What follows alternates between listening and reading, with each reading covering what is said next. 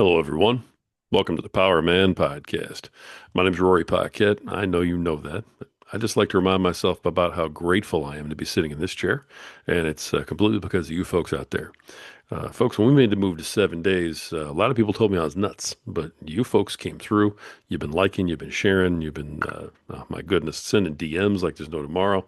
My son just got married, so I am behind in the DMs. I promise I'm going to get all caught up. You guys all know it's me responding, so I will get us covered, all right?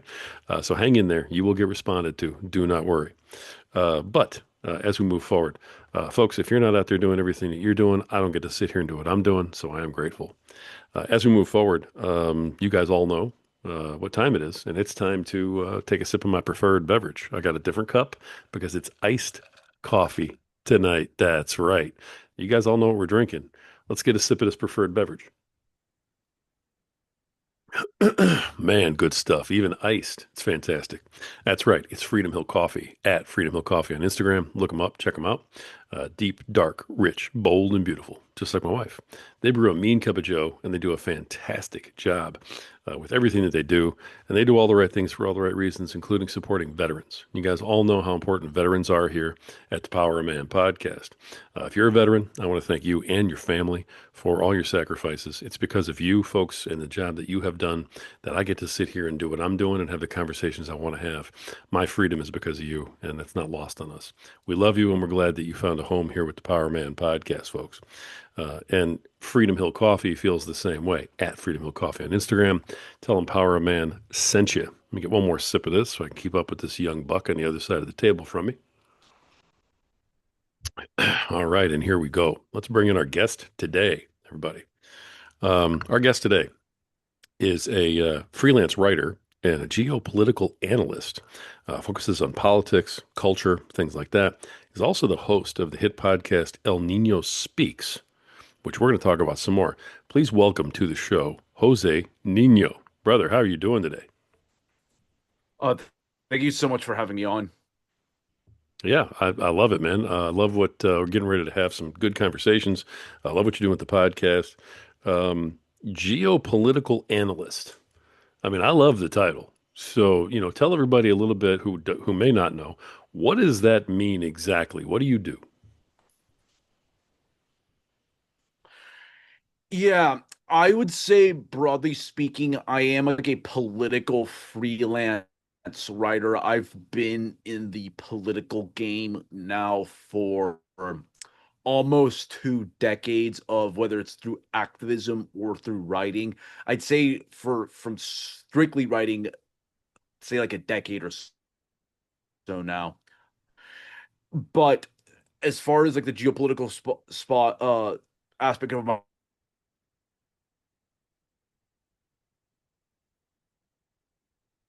Oh, we're freezing up a little bit here. All right. countries interact with each other, whether it's in hostile or diplomatic terms.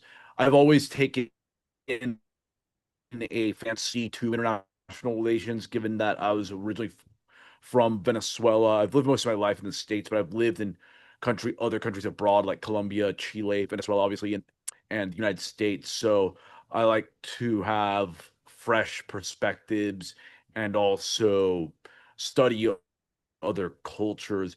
But I am basically a political animal when it comes to the work I do, and I also do a lot of editing as well. Okay. All right. So, political animal. I love that description for sure. Now, I've listened to several episodes in your podcast. Um, is there a particular side that you ascribe to, or a particular piece of advocacy that you work very hard at, or are you just kind of going after everybody who's doing something stupid? I would say nowadays I see myself as more like a political gadfly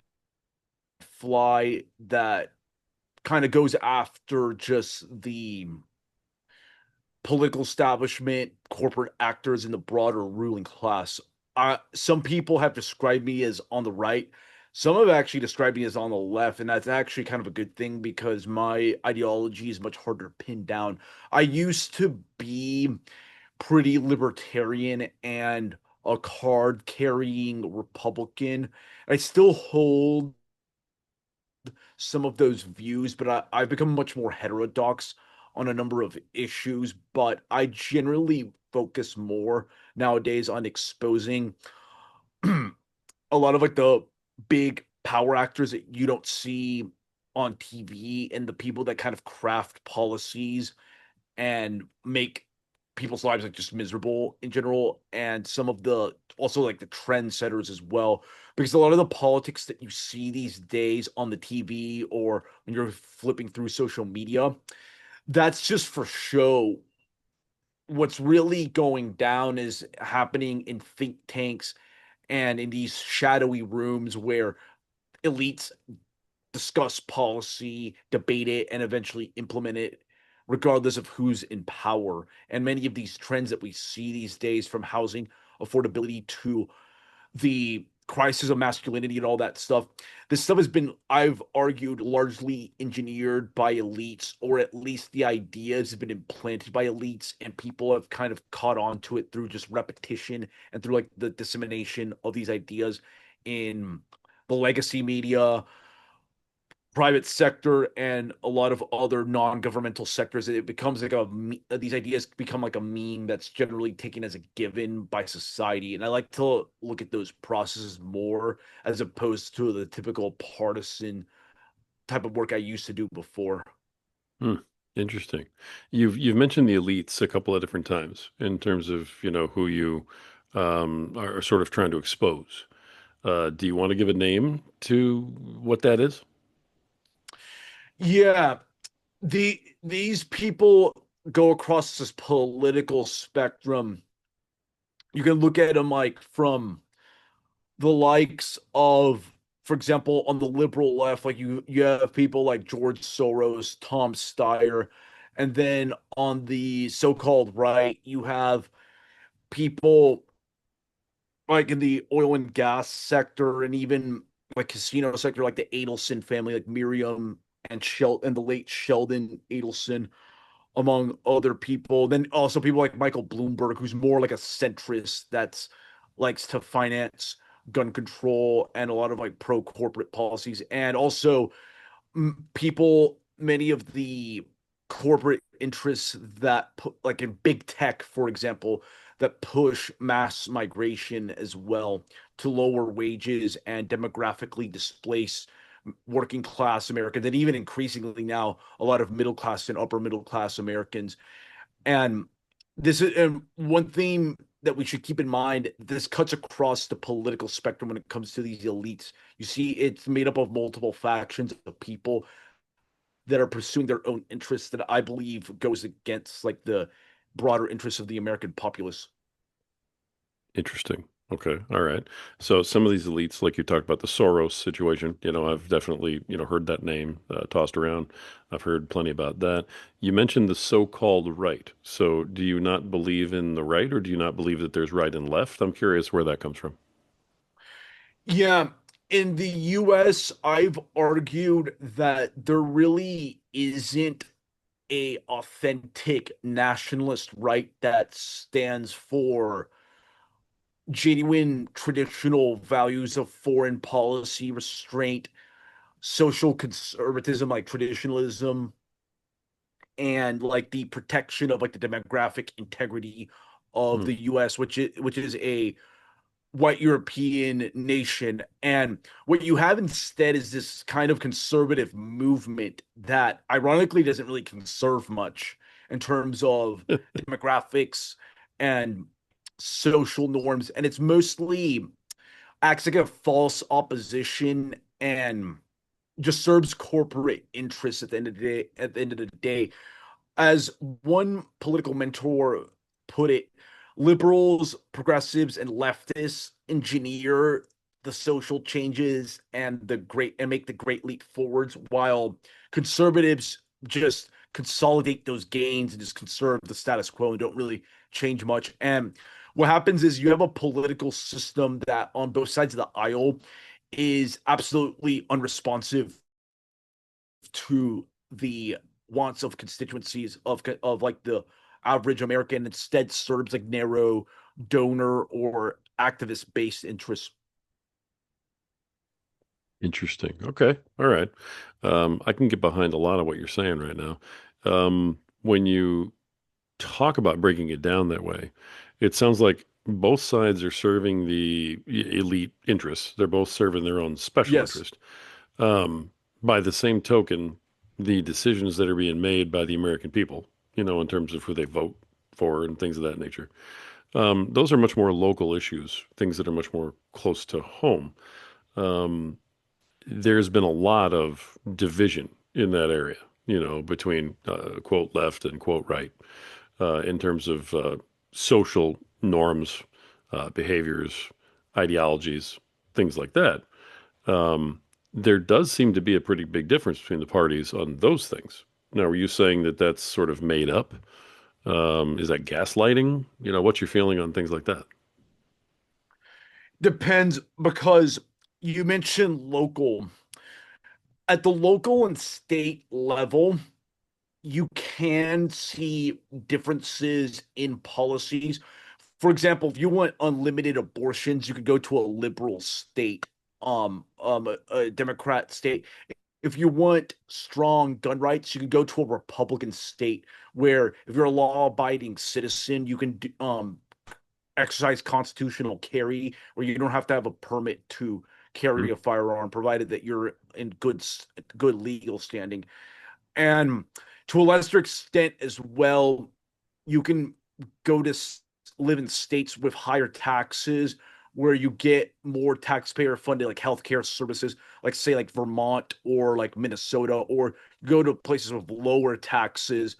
Um, if you want to retire and all that, like Texas, Florida, you can see that those differences. You can kind of see that at the state level. State level governments, in my opinion, from my years of doing grassroots lobbying and activism, tend to be more responsive to citizen pressure. It's not 100% guarantee, but they are more responsive. Whereas at the federal level, it's more of a Tweedledee, Tweedledum type of environment.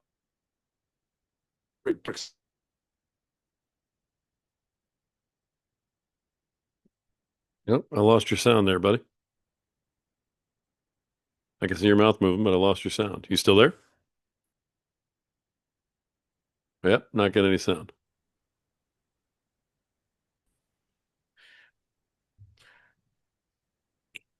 Basically, the difference between federal and state level is that state and even local level is that it's cheaper and easier to get access to public officials and even unseat bad political leaders at the state and local level. You don't need as much money or resources.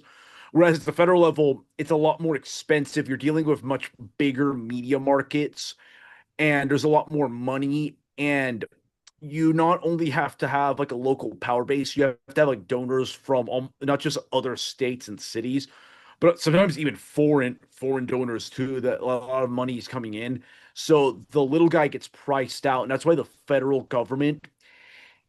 I see both parties of the federal government like as two wings of the same bird of prey.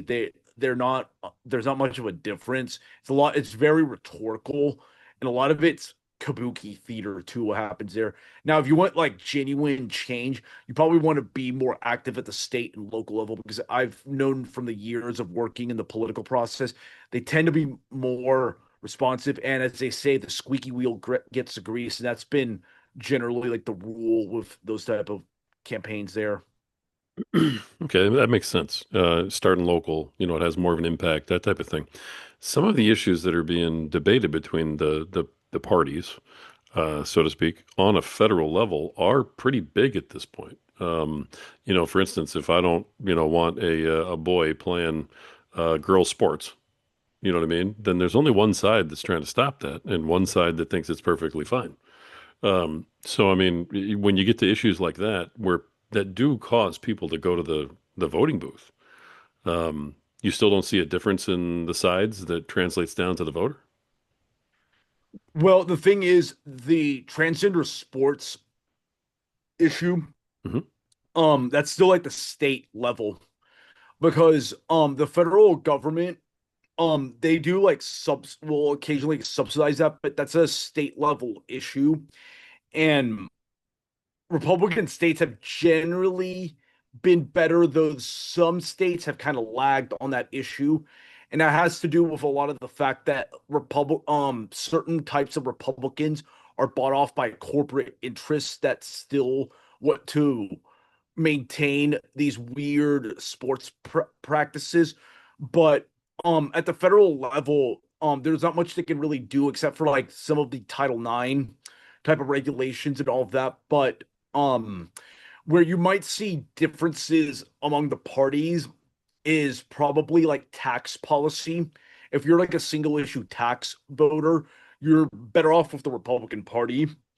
But I personally don't think a lot of these issues, to be honest, um there's not as much of a difference because a lot of these debates are kind of like weird discussions that are really supposed to be had at the state level. If you have issues with transgender sports, your best way of getting change on that issue is probably voting for a Republican or a moderate Democrat at the state level that will ban that practice because the federal government really can only do so much on that issue. And you're more likely to get change there. And also, let's face it, the Republican majorities at the federal level are pretty slim, so they can't really pass a lot of stuff like that. And you're more likely to get results at the state level. And I also think too, the transgender issue has kind of been played out now, and there's been more pushback against it as well of not just like transgender males in sports, but like men and female sports. I've noticed as well from talking to people on both Republican and Democrat sides, that especially Democrats are starting to kind of lay off the issue as much. But that was like a big mania. But um I think it still holds that if you want change, you have to be more active at the state level. Okay. Yeah, excellent point. I appreciate your response. I really do. You talk about the geopolitical aspect of this. Yeah, obviously, there are things going on all around the world that impact us here, at home. What is your take, if you don't mind me asking you, on what's happening with Israel and Gaza and that whole thing over there? Um, yeah, I just think the issue there is US should be getting out of the Middle East altogether. And I've been arguing that the US needs to go back to more of like its traditional Monroe Doctrine foreign policy of only focusing on like the Western Hemisphere Hmm, and and just locking down immigration in general, because I think that's the biggest national security threat is mass migration, both legal and illegal, and focus more on that because the Middle East is a powder keg, and I think they're the best way of resolving Middle Eastern issues is for the US to just stop funding um all sides of that conflict in general and let Middle Eastern countries just sort that out amongst themselves. I'm much more of a non-interventionist on a lot of those affairs. interesting. Okay. Yeah, I can appreciate that too. The with every because I know you talk to people on both sides. I listen to your podcast, and so I know that you really do dig into a lot of these issues that we're talking about now, and that people are going to hear about in their social media feeds and everything else. What are some of the biggest? I hate using the word misinformation because after COVID, that's that has a Yeah. bad connotation to it. But what are some of the biggest? I guess I don't know lies that you're seeing out there being pushed by one side or the other. And I won't make it a partisan thing necessarily, but I'm just wondering if there's something that with the people you're talking to that is kind of standing out more than other topics where there's just a whole bunch of garbage being talked about on one side that is simply not true. I think in this is actually not even like a partisan thing. I think the economic health of the US is much worse than the corporate media is letting on. I Hmm. think that a lot of economic news is kind of fake. And I base this off of I forget his name now. The publisher of Shadow Stats. He's a guy looking up his name right now, but this is a guy who I believe worked in the federal government before. I believe his name is John Williams, but don't quote me on that.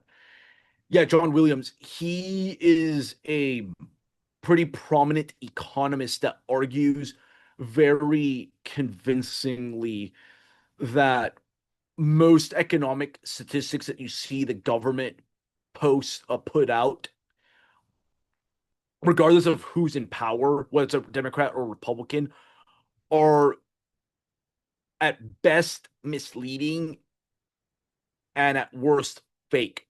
And they generally tend to downplay a lot of the economic problems the US is facing, whether it's unemployment, inflation levels, and also just general standard of living.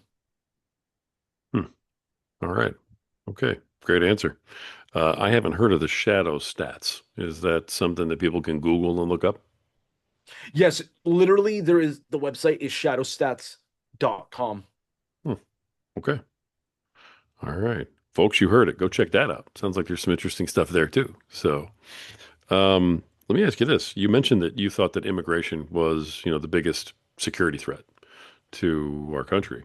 Um, what's your take on what's happening?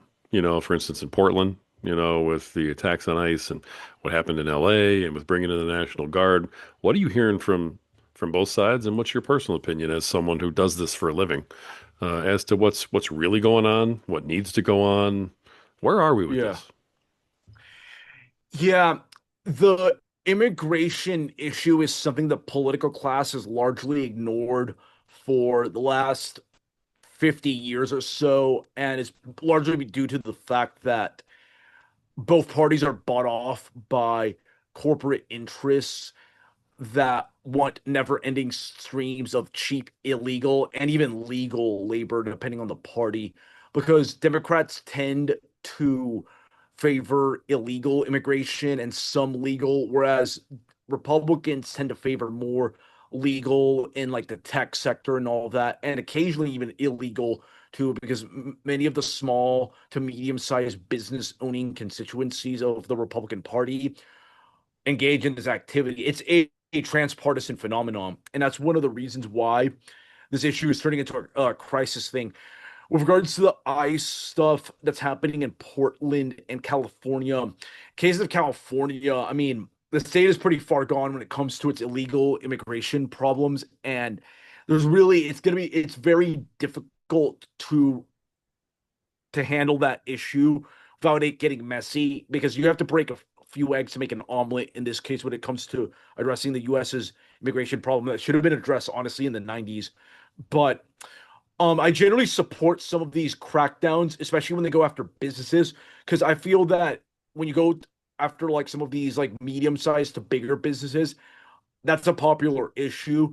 Go to like a food truck, you do run the risk of getting into like a PR disaster, but again, you have to like sometimes you have to doing the right thing. It's not always the good optics. It's not the most optical thing, but what has to be done has to be done. And places like Portland, they're largely subject to what's called anarcho tyranny, where the local governments there they'll punish law abiding people, like say during COVID, for not complying with COVID regulations, not wearing masks and all that, but they'll let criminals run loose. They'll let illegal aliens run loose. So these cities and even states just becomes hubs for a lot of criminal activity, whereas law-abiding people get punished by the state for simply being law-abiding and engaging in positive behavior. You see this across the board in many states and cities. It's a big problem. My opinion with regards to immigration is that there has to be basically.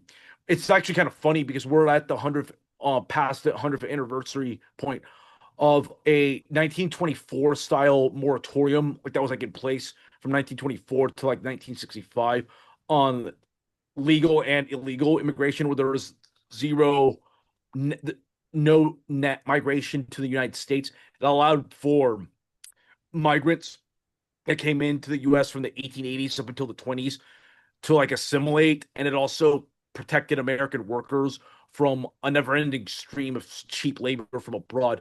We need to have like a 21st century version of that. That's like the McCarran Act. Forget Hmm. what it's exactly called, but there needs to be a 21st century version of that. There needs to be like e-verify and stringent measures used to prevent like employers from hiring um illegal alien labor, which is basically scab labor to undercut worker wages. And yeah, and it requires like tougher measures for sure.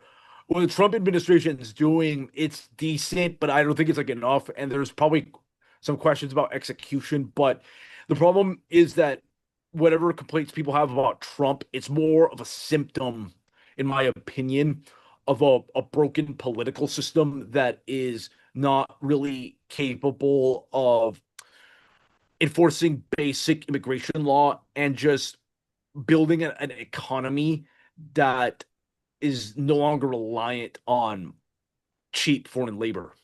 Hmm. Hmm. Man, good stuff. All right, let me ask you this. The I've been hearing a lot lately about Antifa and about how people are actually now trying to come out and say, well, it doesn't exist. So I'll ask you, does Antifa exist in your opinion? Yeah, it does. It's not as prominent as it was from like 2016 to like 2020. That's when they were completely on the rampage. And there's a lot of reasons for that. A lot of these people have just gotten older, have largely checked out, and these a lot of these leftist groups have also been defunded too lately, and like especially like Black Lives Matter. There still are Portland, for example, there's plenty of that. That's like their like little headquarters, if you will. It's kind of archetype of people are generally there, but they're not. I know people that have been assaulted by Antifa types at protests. This is like 2017, 2018, but they they don't have the same type of power on the streets like they did before, but they're very much present in Portland. And for that reason, I think it's justified they actually go after them because they are effectively a domestic terror org that just terrorizes people and makes people's lives miserable. And sometimes even like will kill people too if they had the chance. Hmm. Interesting. All right, I appreciate that answer too. One of the things that you cover is talking about the culture war in America. That has changed, I mean, so many times over the last 10 years. You know, the pendulum has swung all the way one way, all the way the other way. Where do you see the cultural war in America? And what's the biggest threat? What's coming next? Yeah, I think there's big um I would say two angles. One is the gender wars, just like the sex wars, in my opinion, because of um, there's a lot more tension I've noticed between the two genders now, and it's for a lot of reasons. With the century trend of feminism, it's turned into just like an out of control beast now, where not only do a lot of women think that they can do a lot of the roles that men are doing, there's actually increasing data now showing that women are starting to displace men in the workforce in white collar work. And that's creating some very big economic displacement for a lot of young men. And you're seeing them increasingly turn to drugs, video games, and other sedatives and check out of society because of a education and corporate system that's really embracing a lot of non-traditional gender roles where they're bringing in a lot more women into the education fields and workplace. That's causing a lost generation of men that are just like drowning themselves in porn, drugs, video games, and other sedatives. And it's creating a crisis, in my opinion, that could really explode in the next decade or so. And then you have like the racial angles as well because the US is getting because of mass migration, it's becoming a minority. It's trending towards becoming a white minority country by like 2050. And if you look at the history of multi-ethnic and multiracial societies, they are generally unstable. And that's going to add further fuel to the fire as well, especially when you have politicians that like to stoke racial tensions. Mm.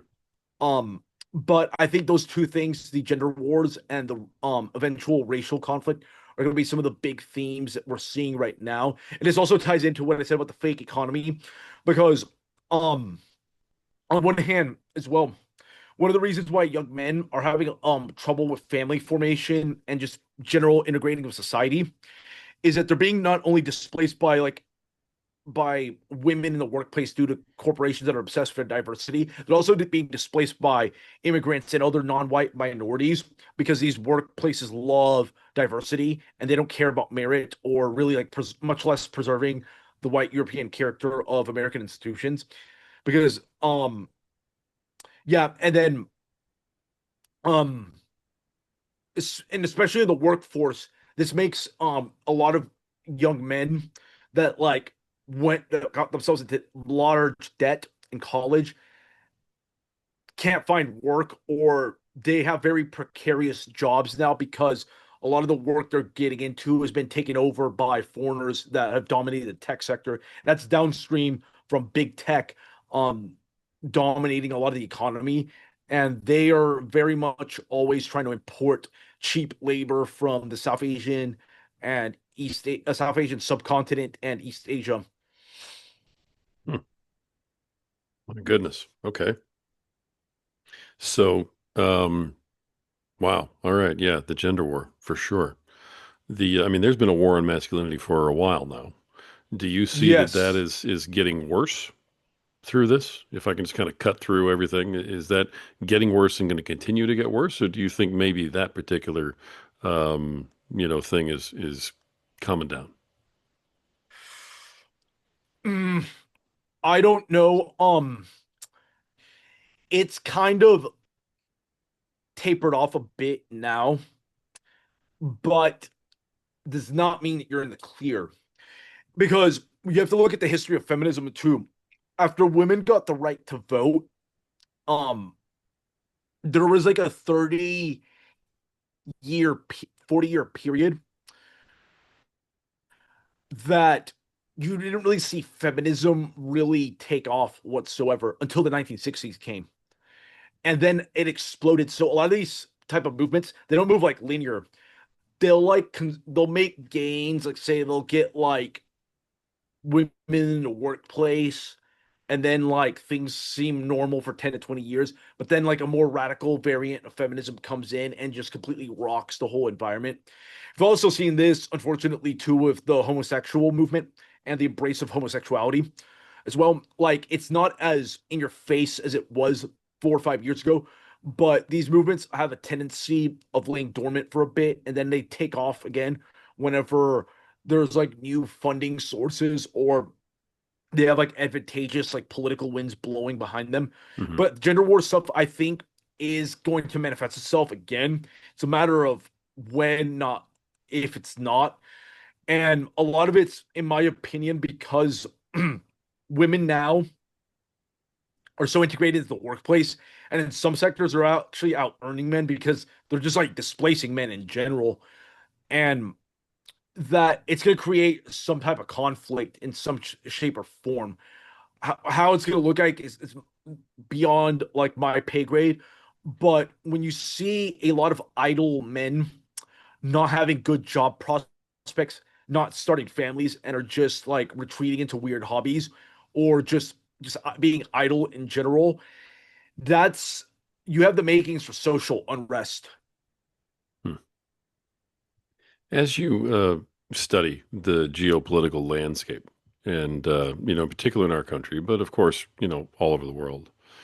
Um, and as you have these conversations, as you bring people on your podcast and do the work that you're doing, you're writing about it in the whole bit. What are you seeing is maybe the one or two things that people are just getting wrong more than anything else? Yes. So my take has always been, and this is based on my experience Mhm. working in the political trenches, always look at what politicians do, not what they say. Because what happens is, and I've seen this on both the right on the and the left, you'll have politicians say a bunch of stuff on the campaign trail or when they pop up on Fox News or MSNBC, and people treat it like it's the word of God, like they're gonna like bring about this change. But then when they're in office, they sometimes do nothing, and sometimes they do the exact opposite of what they promise. Hmm. And that's why you have to look at patients like Fox. You have to look at how they're moving, who's funding them, who they're teaming up with, because that's more important than what they're actually telling you. Because politicians, and honestly, most of them are very crooked, and like a good crook, they're specializing in building an alibi. Hmm. They're specializing in building an alibi. Yeah, the way they build that alibi is by like saying that they're this and that, like on with their Fox News appearances, and they engage in like kabuki theater for the public to see, but behind the scenes, they're backstabbing their constituents. Yeah, Wow. Okay. And you're seeing that on both sides, and that's something that people just don't quite get. yeah. Taking politicians' views, their promises at face value is generally a big mistake. I have seen many people, not just like casual onlookers, but even people I know that are paid to analyze politics or work in politics do. And it's something that you have to really be wary of, because I think too it's also a symptom of the US's low trust socio-political environment, where as things get break down, people's most base and criminal instincts and just like primitive instincts start to come out, and you're going to see a lot more scamming, conflict, and people just taking advantage of other people in a way that most people are not accustomed to. Because, and you can't really blame them too, because in the US has been fairly prosperous for the last century, but as things start to stagnate and as things start to get more unstable on like the gender wars and racial lines, you're going to see people's true colors come out. It's not going to be very pretty. Wow. All right. I mean, that was kind of depressing. But Yeah. Yeah. Yeah. but it sounds like you've really researched this. So, um, okay. All right. I mean, I love it. I love the information that you're giving out here. Um, Man, good stuff. The On your podcast, you have a whole bunch of people on there. What is your goal with the podcast in terms of bringing people on, spreading the message?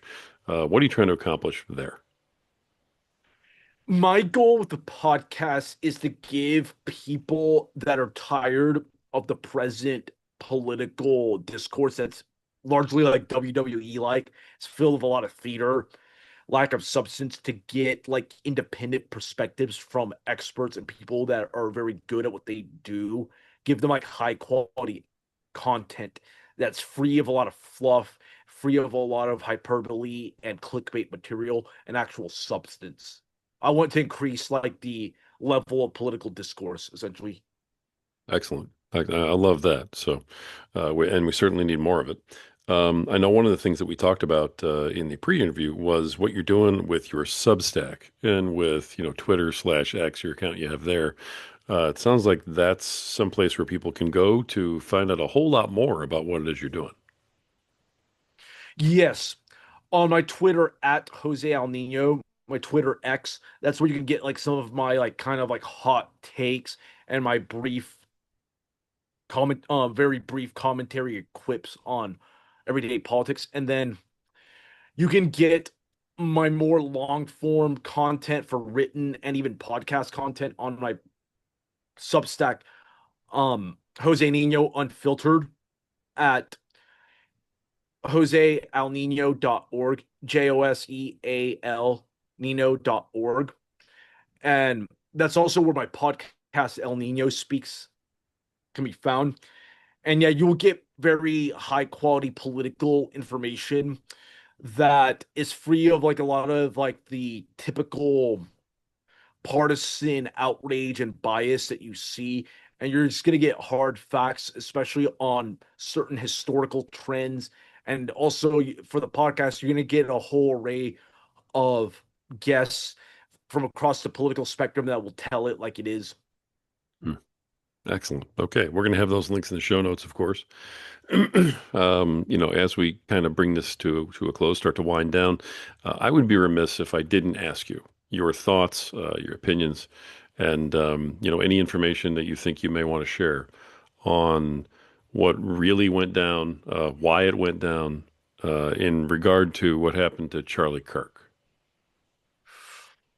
Um, yeah, I haven't really researched that very deeply. What I suspect there is that a lot of the youth in the US, because I think the shooter is just like some radicalized nut. He had like this tranny girlfriend or whatever boyfriend. I don't even know what the whole story there was, but this guy seems like one of the people who gets radicalized by these like Discord servers these days. And because of the fact that like a lot of people, especially liberals and progressives, get radicalized by the media and also like their social media environments, they were like this guy was convinced that Charlie Kirk was like a fascist, and as a result, like he was compelled to like kill him. That's how a lot of people generally think these days when you get programmed to believe like somebody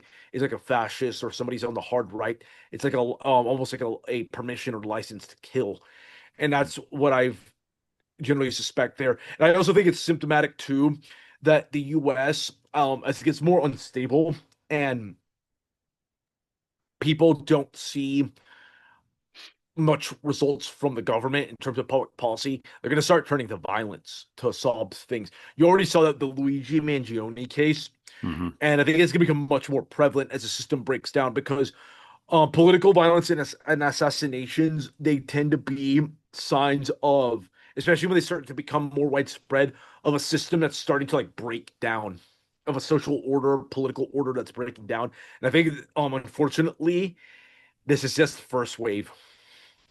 Okay. So if I was to ask you, do you think that we're on a path towards healing or are we on a path towards things getting worse before they get better? Your answer would be, Yeah, I think things are going to get more unstable, economically, politically, and socially. People, I think this is a good moment though, where people need to start building communities because the U.S. has become more atomized, as the sociologist Robert Putnam put in his book Bowling Alone, which is a great read, and I recommend people should read about it because it was very ahead of its time, and he predicted a lot of the social problems that the U.S. is currently facing right now. And I think people need to start rebuilding communities, start locally and doing that because communities, family structures, and all that, those are generally some of the strongest checks against like societal breakdown and degeneracy. And I think it's important that we continue to build that or at least restore it because I think we are going to be in for some really tumultuous times in the next few years. interesting. I appreciate your take on all this, man. I really, really do. As we wrap up, let me hit you with one final question here. And, if there's anything that I didn't ask you or that we didn't talk about, what's, kind of a final thought for everybody? Maybe a leave behind, something that we didn't touch on, or doubling down on something that we did. Is there a message that you want to kind of leave with, the men that listen to this podcast about anything that you study and that you cover on a regular basis, man? I think people, there needs to be like a lot more critical thinking Mm, and focus on substance more so than aesthetics and presentation because and people doing more of like hard hitting research and doing the work. No more shortcuts because as someone once put it, the lazy man does twice the work. No shortcuts. People need to get back to basics and restart their ties with families, friends, and rebuild communities. That's like one of my main themes. Stick to the basics.